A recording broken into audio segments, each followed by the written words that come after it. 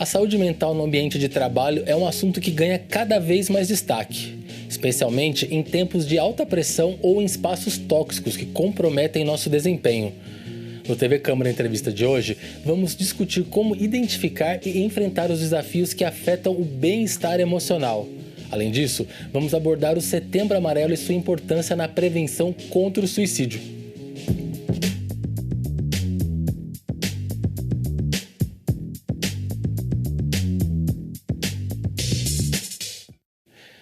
Bom, e para falar sobre este tema, estamos recebendo uma convidada especial.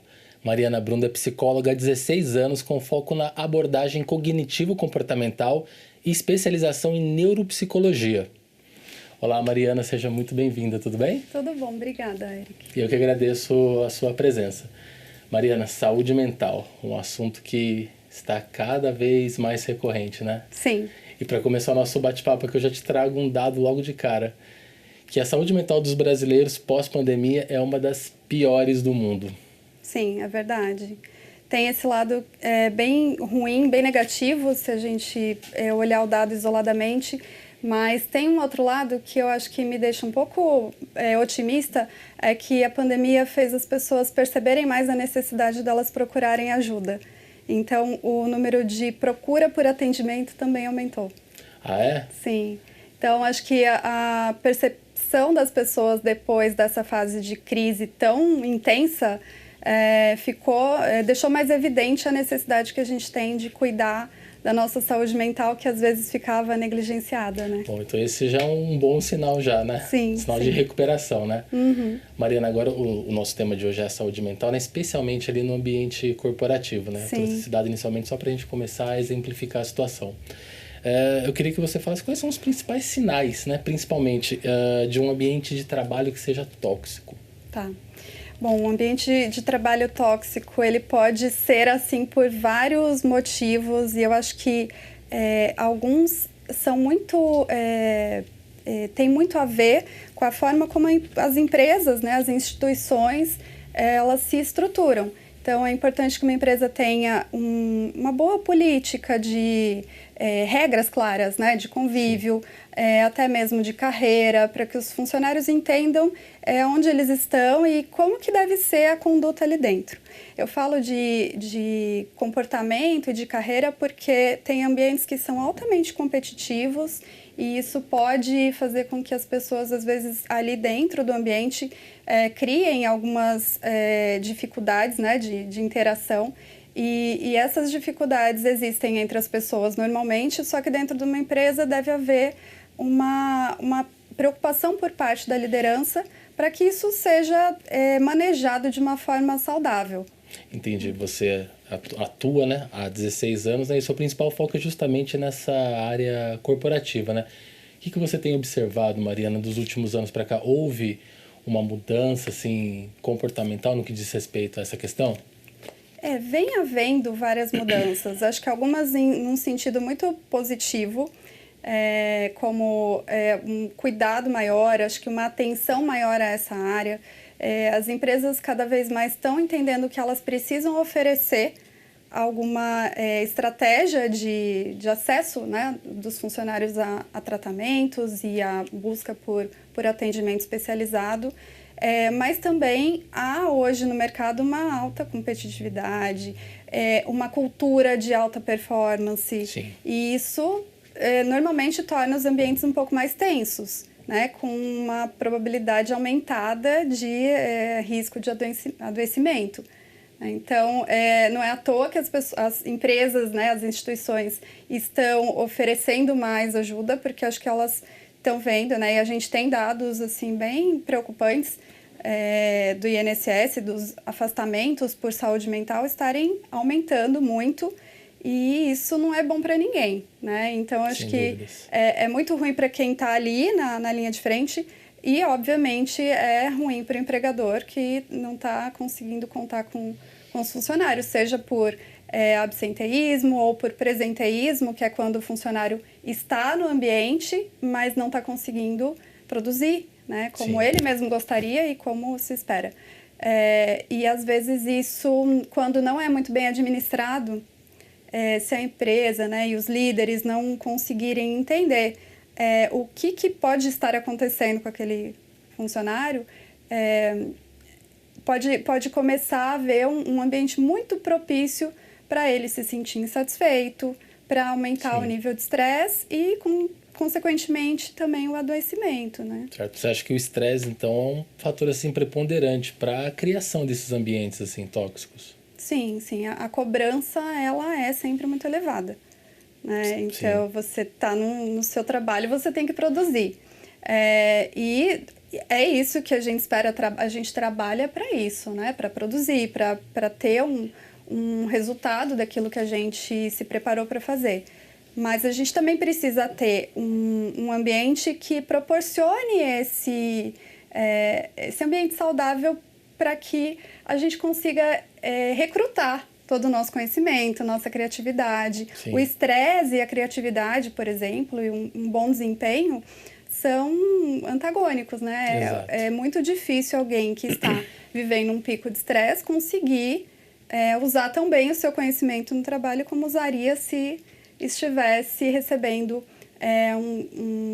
um tratamento, né, adequado da liderança. Exato. E sendo estimulado de forma saudável. Sim. Como psicóloga, Mariana, quais são as consequências a longo prazo dessa exposição a esses ambientes? Olha, tudo vai depender muito de como isso vai ser tratado, acho que por ambas as partes, né? Tem um papel que é da instituição e tem um papel que é da pessoa que está trabalhando ali, do colaborador. Então, se o colaborador não tem muita consciência, não consegue identificar muito quais os efeitos disso nele, ele pode tender a levar isso adiante, né? E isso se tornar um problema cada vez maior. Aí a gente começa a ver que podem acontecer alguns problemas de ordem física. Muitas vezes são os problemas físicos que começam a chamar a atenção inicialmente. Sim. Então, são dores musculares, alteração de sono, alteração de apetite, tensão. Tem sintomas que fazem parte de um quadro de esgotamento, mas que quando começam muito sutilmente. Sim. E fora isso, os fatores psíquicos também, né? Psíquicos, emocionais, cognitivos, que podem começar a ser afetados. Então, tem muita gente que reclama de perda de memória recente, né? Muita informação, a pessoa às vezes quer lembrar alguma coisa, não consegue. E aí as pessoas ficam até preocupadas, achando que pode ser alguma doença, ficam investigando. E isso às vezes tem a ver com esse manejo inadequado do estresse. Entendi. No seu trabalho, você observou isso por muitas vezes? Sim. Infelizmente é bem comum. A gente aqui no Brasil tá num ranking nada interessante de se estar. Sim, posso a gente, em casos de burnout, a gente só perde para o Japão. Olha só. E tem bastante gente, tanto no mundo corporativo, quanto nas instituições de saúde, né, na área médica, enfermagem, área educacional. Tem muitos casos, os números são muito grandes e é cada vez mais comum a gente encontrar ambientes que não têm um preparo tão bom para lidar com isso e as pessoas que, por sua vez, também não estão conseguindo identificar tanto para buscar ajuda e fazer mudanças, né, na postura delas antes disso se tornar, de fato, um problema crítico. Certo. Pegando nesse ponto que você falou, como que era a sua atuação ali no dia a dia quando você estava inserida nesse ambiente mais corporativo? Eu trabalhei em empresas que tinham um espaço, né, voltado para atendimento, para cuidado de saúde mental. E esses trabalhos normalmente funcionam por encaminhamento espontâneo. Então, as pessoas que sentiam alguma necessidade, elas buscavam atendimento que acontecia dentro da empresa e dentro do formato do atendimento psicológico, ou seja, Sim. Confidencial. E muitas vezes essas queixas tinham a ver com o próprio ambiente de trabalho, né? Então, nesse caso, a gente tinha sempre um objetivo ali no atendimento de tentar entender o que era da empresa, né, da instituição, e o que dizia respeito ao profissional, né? Quais eram os pontos que ele também precisava observar e trabalhar para evitar que esse quadro progredisse. Entendi. Quais eram as estratégias ali que vocês colocavam em prática para atenuar esse problema? Olha, diretamente com o funcionário, normalmente a abordagem ia muito no sentido de entender se ele estava conseguindo equilibrar as demandas da vida dele. Então, equilibrar a vida profissional, os horários, principalmente de trabalho, o quanto ele estava se dedicando às atividades dentro e fora do trabalho e como, principalmente, era o estabelecimento de limites.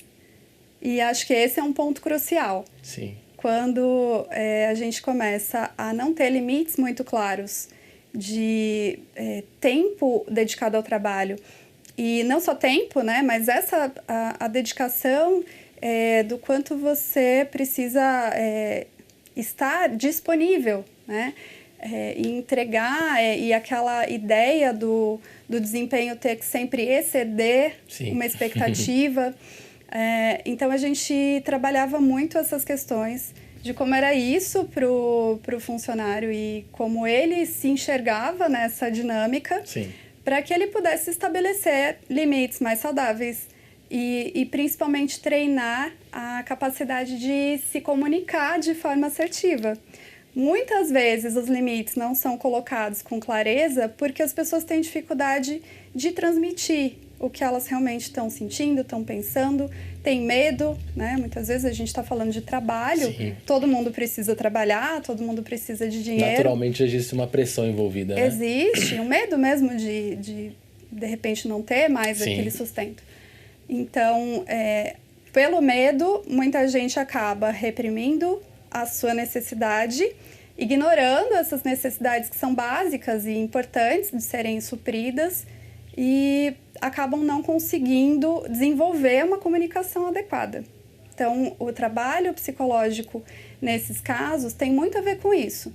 Com a gente aprender a negociar o que tem que negociar e não as nossas necessidades. Ou seja, essa questão já é um sinal de alerta já para o funcionário, né? Se ele percebe que não há esse limite, tem algo que eu preciso aqui observar, né? Sim. E às vezes isso é uma coisa que incomoda quem está vivendo esse problema, mas é muito difícil da pessoa conseguir enxergar uma solução. Geralmente quem está inserido ali é mais... Sim. As pessoas, em geral, chegam com um discurso de que não tem o que fazer. Não tem o que fazer, a pressão é muito grande, todo mundo está vivendo a mesma coisa. E quando eles falam isso é quase uma sentença de que não... É isso, ou eu trabalho muito... ou eu vou ser desligado, ou eu não fico ali, não tem lugar para mim ali. Parece algo definitivo, Definitivo. Né? E aí o nosso desafio é conseguir descortinar isso, entender quais são os pontos em que dá sim para fazer algumas mudanças. E é muito interessante e é rico de ver que quando as pessoas começam a colocar limites e usufruir do tempo delas para elas, elas começam a ter até uma postura diferente, mais assertiva, mais apropriada, e vão ficando cada vez mais confiantes para estabelecer esses diálogos, né? E falando assim, parece até que é um comportamento defensivo, e pelo contrário, é um comportamento de buscar uma condição que seja melhor para as duas partes. Até mesmo para contribuir na própria produtividade dentro do ambiente de trabalho, né? Exatamente, porque o estresse, tanto num curto prazo, quanto a médio e longo prazo, ele vai só trazer malefícios. Sem dúvidas. Óbvio que o estresse é uma condição natural do ser humano, de seres vivos, e a gente se beneficia do estresse muitas vezes, né? Ele é o que nos move. Mas se essa dose for sempre muito elevada, aí a gente começa a ter alguns problemas. Com certeza. E com relação à empresa, qual era o tipo de trabalho que você desenvolvia? Bom, a empresa, a gente pode pensar em várias abordagens. Como eu falei agora há pouco, é importante que hajam políticas que estimulem, né, um comportamento e validem, né, essa ideia de um comportamento amigável e justo entre os funcionários. E é importante também que haja uma psicoeducação, ou seja, principalmente para a liderança, né? Porque, como eu te falei também, é normal haver conflitos quando a gente tem pessoas. Sim. E é muito importante que venha da liderança uma administração adequada disso, desses conflitos, do que vai ser priorizado no ambiente de trabalho, como que as questões de saúde mental e de doença mental vão ser tratadas, não só de saúde e doença, mas de diversidade, que a gente sabe que é muito importante também. Então, as pessoas têm que se sentir seguras naquele ambiente. Sim. E isso envolve respeito pelas diferenças, pelas características e necessidades das pessoas, e também um espaço adequado para que elas sejam ouvidas, né, que elas possam falar, mas que o que foi ouvido possa ser considerado na criação dessas estruturas, né, das políticas e dos trabalhos que vão ser feitos depois, como esses trabalhos educativos, né, então palestras, treinamentos, e acho que muito importante também é a empresa oferecer os caminhos para que as pessoas busquem ajuda, seja dentro do ambiente de trabalho ou fora, né? Hoje tem muitas plataformas que oferecem atendimento, e fora os profissionais que já são disponibilizados, né, em plano de saúde e tudo mais, mas acho que é importante a empresa ressaltar esse caminho, disponibilizar e criar, assim, uma facilidade de acesso e de desmistificação que muitas vezes ainda existe em relação a esse tema. Né? A gente está falando aqui de saúde mental, de problemas relacionados a isso, mas muita gente não conversa sobre isso ainda. Sim, ainda é um tabu, infelizmente, né? Mariana, pós-pandemia, nós vivemos um fenômeno, ainda vivemos, que é o home office. Sim. Você acha que esse novo modelo de trabalho também pode impactar na saúde mental? Pode, e tanto positivamente quanto negativamente. Como tudo, acho que a gente tem que ter um cuidado. É muito bom, para muita gente, o home office é algo extremamente produtivo, porque a pessoa se concentra mais quando está sozinha, quando ela está ali tendo mais autonomia. E o que pode ser ruim nessa história é a falta, de novo, dos limites. Porque quando eu estou em casa e eu não tenho diferença física, né, geográfica, entre o que é trabalho e o que é vida pessoal, vai depender muito mais de mim conseguir estabelecer o tempo que eu tenho para trabalhar e o tempo que eu tenho de vida pessoal. Sim. E acho que durante a pandemia isso foi muito crítico, muita gente teve bastante dificuldade de ajustar, né, essa questão do tempo. O home office não era algo muito presente nas nossas vidas. Ali, né, por aquele momento, né? Todo mundo teve que se adaptar ali, meio que à força, né? À força e sem saber como fazer. Exatamente. E então acho que a gente teve muita dificuldade inicialmente, mas hoje eu vejo que uma das principais preocupações que a gente tem que ter é com relação, né? Nós pensando em quem está vivendo ali, quem é um colaborador de alguma empresa, estipular o tempo que ele vai dedicar para cada coisa e criar algumas barreiras mesmo para que ele não caia na armadilha de ficar o tempo inteiro acessando aquele ambiente de trabalho dele. Certo. Por parte da liderança, é importante também que tenha um cuidado com o microgerenciamento. Porque se o líder for uma pessoa muito ansiosa e não conseguir ver como a gente via antes, né, nos ambientes presenciais, ver o que está acontecendo, ver se a pessoa está ali, se não está, ele pode criar essa tendência a fazer um microgerenciamento, ou seja, a pressionar demais o funcionário dele, querendo muita informação, saber o tempo inteiro o que está acontecendo, direcionando demais, e isso pode tirar um pouquinho da autonomia, né, e da liberdade que o funcionário precisa ter para para desempenhar o trabalho dele. Sim. Com o passar dos anos, você tem observado uma melhora nesse cuidado por parte dos gestores?